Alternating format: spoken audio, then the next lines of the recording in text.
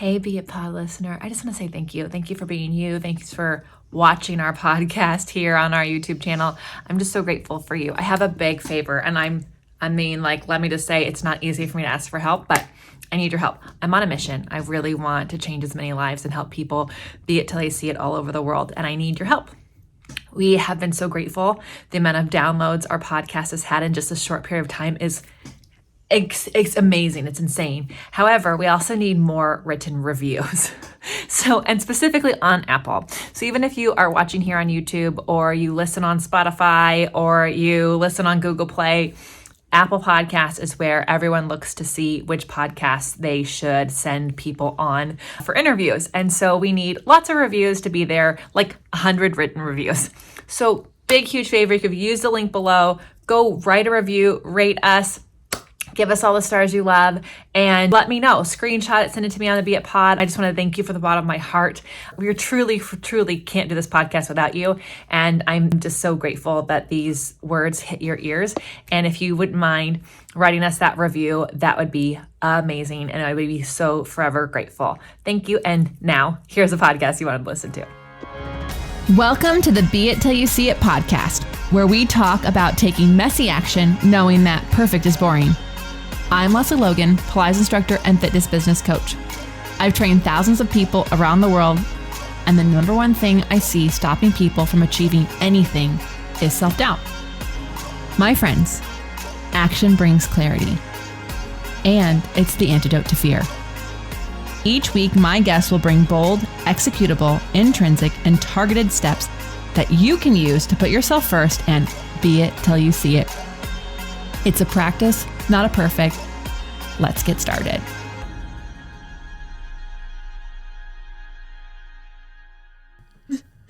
Welcome back to the Be It Till You See It interview recap, where my co-host in life, Brad, and I are going to dig into the inspiring convo I had with Dr. Kelly Bender in our last episode.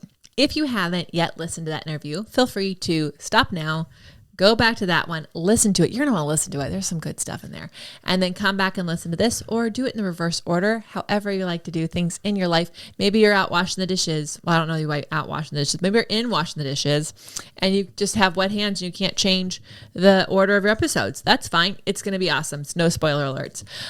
I'm really excited, babe, though, because we are finishing up week 3 of the 100 With Me challenge. And this one is it's so fun because the people who are on their 3rd and 4th time around are really getting, there's so much space and grace for themselves, and they have so much support for others. And the people who are on their first time are truly owning it. They're even when they get they've had a little head cold, whatever, they're like, I'm taking care of myself though. I'm laying in bed, and nice. They're celebrating it. It's really fun.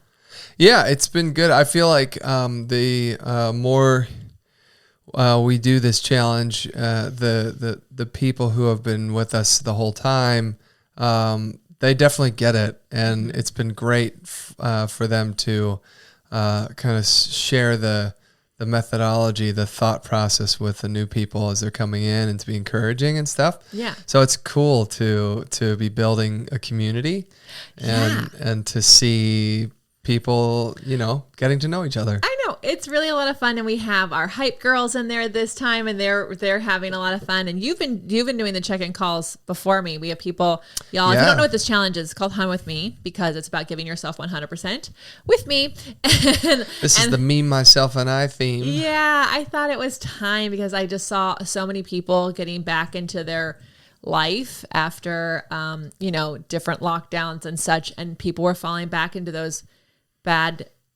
Well, I mean, technically there's no such thing as a bad habit, but the lives of being really busy, doing things for others before they do things for themselves, overscheduling themselves. Sure. And so we just had to do a me, myself, and I themed one, and people are really me, myself, and I-ing. I love it. I love it. There. That's a. Okay. I made it. Is it a verb? Did I make a verb? You made it a verb. You did.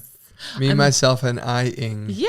Yeah. Anyways. Good for them. I know. Good for them. Somehow I make it about me, but I'm so proud of them. I love it. But actually we are going into week 4 this weekend. And this is where it's like you start to see the people cramming it in because they're trying to get their check-ins, but also you see people who are really getting into their flow. And I love that. And that's why we do it for 30 days. Cause the first week is super motivated, super exciting. It's new. And then the second week is where life gets in the way and you start to things happen. But then the third week we troubleshoot, and the fourth week you're like hopefully in your groove. And if not, if you start in the week 3, we had a few people start late.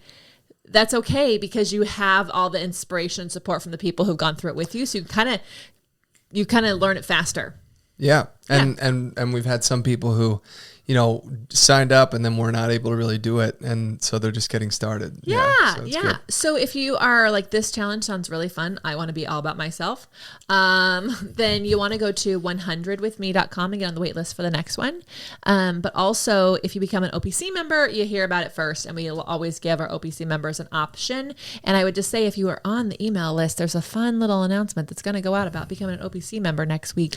Watch out now. You're going to want to watch that email. Anyways, that is something that is super exciting going on right now as we speak in real time. But before we get into the recap, do we have an audience question? We did. As you've definitely heard us talk about here on the pod, we've had 2 decks of flashcards come out for Pilates flashcards, one for the mat and the other for the reformer. And somebody asked if we were going to be doing another deck on the chairs. Yeah. And we are. That's not the next one, though. But that's not the next one. So we are so grateful for your question. Stay tuned. Next will be the Cadillac. It's the Cadillac, and I'm really excited about it. It should be out in springtime.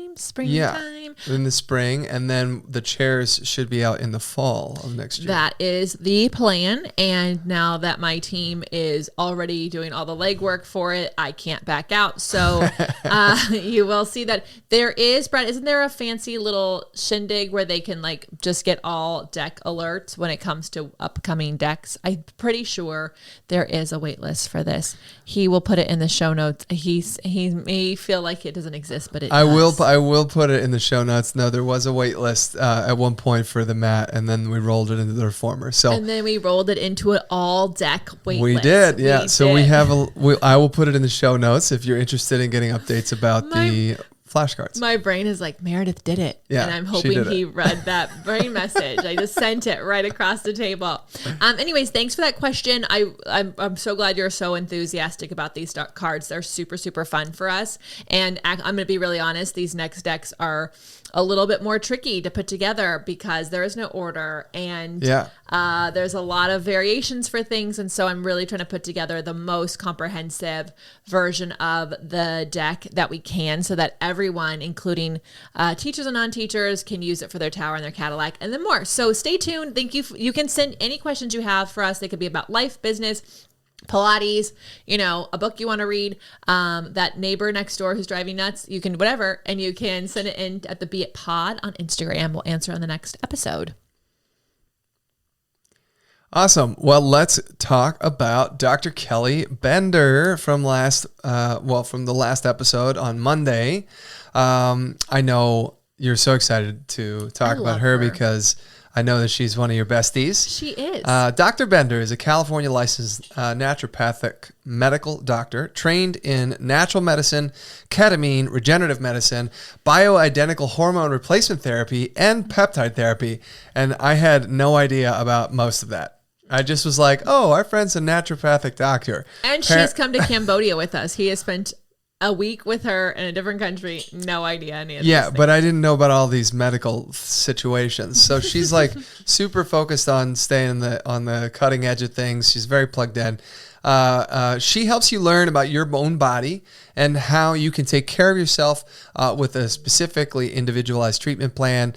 She's been both Lesley and my doctor for a while now, plus our friend for even longer. And I'm shocked to say, like I said, I didn't know most of her story, so it was super fun to listen to the two of you talking about that. And I can absolutely envision her, knowing her, I can envision her, like talking herself into going to a meetup and then putting herself in the room and like intentionally, like she's great at talking to people. So, once she got in the groove, I'm sure it was easy. She's also 100% great at listening to people, because I spend time with her and I hang out with her, and like we've been on the retreat with her, and it amazes me. Like, she intently listens with a smile on her face and her eyes are like locked in and she's like listening, and it's really fun to be around. I've done some networking events with her, and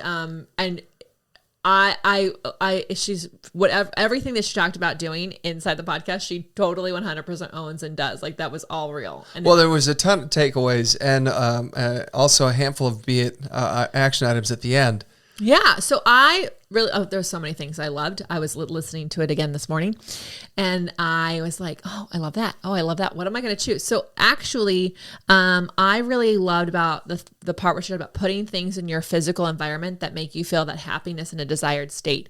And I think this is really true. I'm not quite certain if anyone's talked about having like a token or a talisman. That might be an episode coming out that I talked to someone about, but, it's like having something in your room that when you see it, it kind of snaps you into that experience and that feeling you want to have. And so she does have, what she talked about, she has $200 bills on a seashell with an amethyst stone where she sits down so that she knows money is all around me. Money is all around me. Yeah. And I was like, I need to do that. I need to put money just everywhere. It would have been really helpful this weekend when I left for a different state without any credit cards whatsoever. It would have been really helpful. I know. And I was like, here, babe, here's all the cash I have. I'm sure it was like $17 or something. Thankfully, you gave me that $17 because I was able to buy a cup of coffee. But I really did trust. I was like, money is all around. It's going to be here. Anyways, I think that that's a really cool thing that people could do. It wasn't a be it action item, but like if there is something that makes you smile, or if there is a scent that makes you feel a certain way, or like pick something, put it where you sit, put it where you are so that you have this reminder of the desired state you want to be in. Especially, I think aromatherapy is so good at this. It is like, it can transport you to a different place with that. I think music can do this too, but to actually see something like a physical item that is there, that can also be a really great trigger. Yep. I love that. What is something you loved that she said? I'm always into getting out and meeting people. My one of my strengths is woo, right? Winning others over. So I love to be in a room and meeting everybody. And she said something that I thought was really, really strategic in building a network. When she first moved to Los Angeles, she said she was a doctor. She moved there and she didn't really know that many people. And she wanted to start meeting people. So she started networking. And so she would go to these meetups, but her friends were going, her medical doctor friends who were going to meetups were going to medical meetups. And she said, I intentionally chose business meetups because I knew that doctors weren't ever going to become my patients down the road. And B, I knew that if I was going to run a business, I was going to need help doing it. And I didn't know anybody to help me with it at all. So I thought, well, I might as well go meet people who do business stuff. And so she was in the room intentionally trying to meet people who were not like her. And I thought that was just really smart. It was like, oh yeah, that's kind of obvious when you say it like that, but that's a great thing to be self-aware enough to do that. It's something that this is not a Pilates business podcast, but so my Pilates friends out there, the teachers listening, this is something I see constantly. They spend a lot of time in Pilates teachers forums, and then they're selling to other Pilates teachers. Right. But those teachers are not going to be your clients. Right. So it's really okay to spend time in other groups, because even if those people don't become your clients, they could be the people who are the keys to the clients you're going to have. Yeah, they'll connect the dots for I you. just say that because it's so true. Like, we really need to put ourselves in rooms with people who don't do what we do, because it actually allows us to grow the thing that we're going to do.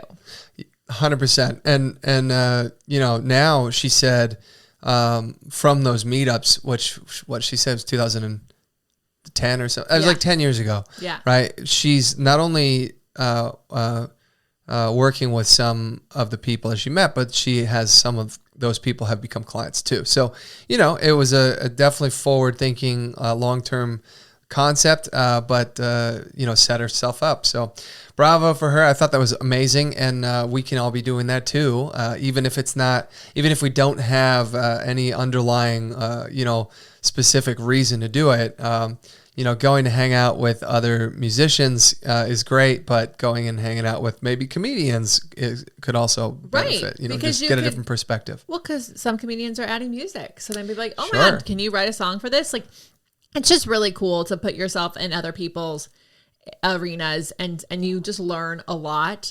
There's just a lot. And I also find that you can have a better outlook on the thing that it is that you're doing when you hang out with other people, because it's easy when you're hanging out with people who already do what you do to go into this is going wrong and this is going wrong, because they understand. You don't have to explain anything. But when you are in a different arena and you're talking to someone who doesn't even know what it is that you do, of course you want to talk about it in this like awesome light, because you want to go, my job sucks.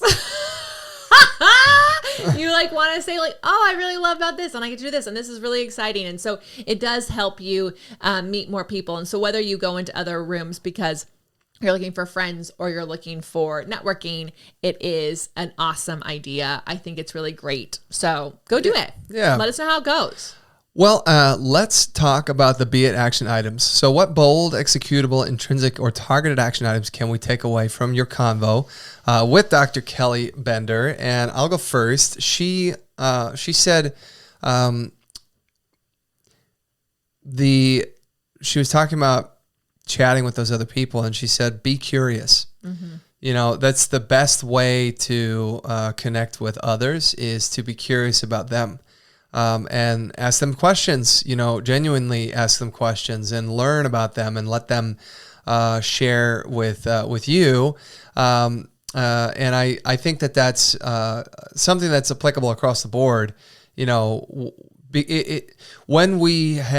I'm really guilty of this. I think I spend some time thinking about the thing, whatever the thing is, and I make a decision and I say, this is the most efficient, this is the best way, this is the right way, this is the however you want to call it, this is how it should be done, or this is how it is, or this is, whatever. And then we are like, great, I've made that decision, moving on. Then you don't think about it again, right? And there's, that maybe you got it right, but maybe there's another way. Maybe there's a better way. Who knows, right? Here's what is so freaking funny. I just spent the weekend in Dallas with my friend Erica Quest. She was on the show earlier in the season. And whenever she talks about Brad, she's like, Brad is literally the definition of curiosity. She's like, Brad walked in to our backyard and he is just like curious about this plant and he's curious about this plant and he researches this. And like, if you ask, like, I wonder how I can do this, he's like, you know how we could do that? And like, you actually have a lot of curiosity. And she's like, when is he just going to tattoo like curiosity on him? Because like that, he is just like such that person. But I do think when it comes to like your own, like the way you do things in your house or the way things you do in your business, it's easy to get set in your ways. Yeah. But putting you put yourself in situations that are unfamiliar, you are very curious. So I think that's true. Yeah, I mean, especially when you're unfamiliar, it kind of forces you to be curious to survive. Yeah. So that's not if you're trying to figure out how you can be more curious, go to a meetup with people you don't know. Yeah, but I really love. She was just like, ask questions, and we talked about this in the podcast already. But just a reminder, in case you're only listening to recaps, it's if you go, I'm an introvert, I'm shy, whatever. Being curious, you can be introverted and shy. You just have to go, oh, tell me more about that. Oh, what's that like? Oh, are you having fun with that? Oh, how long you been doing that for? Like, you can just like keep... One of the things that I ask, which is really it started off in a snarky way and now has become something that I just ask because it's turned into a great question is that a good thing? Oh. Right? Because people make a statement and then I can't decide. Like at first I was like, kind of razzing them because it clearly didn't sound like it was a good thing. But now it's like, because it kind of is a question that puts people, that makes them think. They go, is it a good thing? And then they actually have to pause, think about it, and then respond to that. So that's another easy one to ask. We're going to have to put like Brad's conversation starter questions into a lead magnet. Is that a good thing? Yeah, it is. I think everyone for holiday parties is going to be like, how do I get this conversation going? That's pretty funny. I love that. Well, what about you? What's your be it takeaway? I love the know yourself one. I think that this is an obvious one, and also like, how in the heck do you do this? And I also think that if you're curious, you're going to constantly learning about yourself. You're going to learn some things about yourself, and you change a lot, and different environments you kind of change where you maybe feel more comfortable, where you don't. And so just knowing yourself and knowing like, how many hours can I teach in front of people? This is my question I asked myself going into this weekend before I'm like, I need to be by myself. And I really was set up for success for this weekend. It was so fun. I only had a couple hours in a row, and then I got a break, and I was like, yep, that's where I'm at right now. And like, just knowing that. So then I got an email like, can you come teach this thing? It's like 4 hours and a half. And I was like, here's what I can do. I can totally do. Is there a way we can just split that up into 2 blocks? Because I know myself. And so I'm not saying yes to things that are going to possibly stress me out or make me upset that I like changed a boundary about myself. So the more you know about yourself, the easier to say yes to things, especially for those of you who are wanting to start some sort of side hustle. Like if you know you are not a night person when it comes to ideas, really try to do yourself a favor to find a morning, not every morning, a morning where you can focus on that side hustle. If you know that like you get stressed out when the kids are around, that is not the time to sit down and like swallow the frog and like work on the hard thing. Like that's the time to clean your inbox out. Make a fun game. And so just really knowing what lights your fire, what brings you joy, brings you energy. Kind of go back to the Rob Mack episode. I think he's episode 3. And I want to say 2. Was it 3? No, because 2 is a recap. Odds are guest interviews. Yes. Yeah. The actual episode number 3. Nailed it. I'm so good. Anyways, he has happiness valleys and happiness islands. And so he also did that as like confidence valleys and confidence islands and a talk he did for our agency members. And so I think, one, you're going to be constantly learning who you are. But if you are curious, you will. Right. And you just keep making tweaks and changes. Like the beautiful thing, going back to Erica Quest, actually, since we just spent the weekend together, she quotes Humble the Poet all the time. We are not concrete. We are a construct. And so the more you learn about yourself, the changes that you'll make, and then you'll experience that new change you made. And then you'll go, oh, I actually really like that, but I like it with water. Thank you. Like you're just going to keep doing it. So I say, know yourself. That is the best way to be it till you see it. That is amazing. And it's funny. That's actually helped us with our business and our marriage because you are a morning ideas person and I am a night ideas person, and so I know that I'm like completely ineffective in a brainstorming conversation first thing when I wake up, and conversely, you are ineffective at night when you're like, I'm done, I'm ready to go to bed. Yeah, so we meet at 10 a.m. Yeah, so we intentionally meet during the afternoon when both of us are firing at all cylinders, because we know ourselves now. Right, and we don't try to change the other person. And I think that that's really key in any partnership, marriage, or business. It's just, if you can find a compromise, the middle of the day is really nice. And that might mean we can't meet with other people, but that's okay. Yeah. That's what other times are for. Yeah. I love it. I love this. I love the episode so much. Thank you, Dr. Kelly Bender, for being our guest. And y'all, I want to know, Brad and I want to know, how are you going to use these Be It action items in your life? Screenshot this.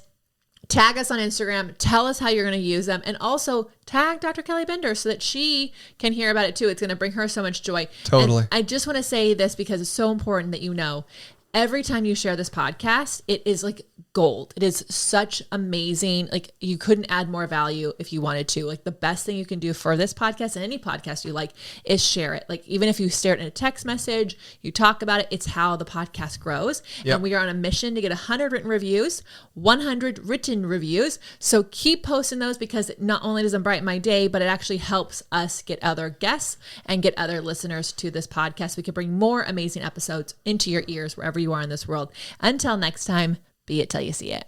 Bye for now. That's all I got for this episode of the Be It Till You See It podcast. One thing that would help both myself and future listeners is for you to rate the show and leave a review. And follow or subscribe for free wherever you listen to your podcast. Also, make sure to introduce yourself over at the Be It Pod on Instagram. I would love to know more about you. Share this episode with whoever you think needs to hear it. Help us and others be it till you see it. Have an awesome day. Be It Till You See It is a production of As the Crows Fly Media. It's written, produced, filmed, and recorded by your host, Lesley Logan, and me, Brad Crowell. Kevin and Belle at Disenyo handle all of our audio editing and some social media content. Our theme music is by Ali at Apex Production Music, and our branding by designer and artist Gianfranco Cioffi. Special thanks to our designer Jaira Mondal for creating all of our visuals, which you can't see because this is a podcast, and our digital producer Jay Pedroso for editing all the video each week so you can. And the Meredith Crowell for keeping us all on point and on time.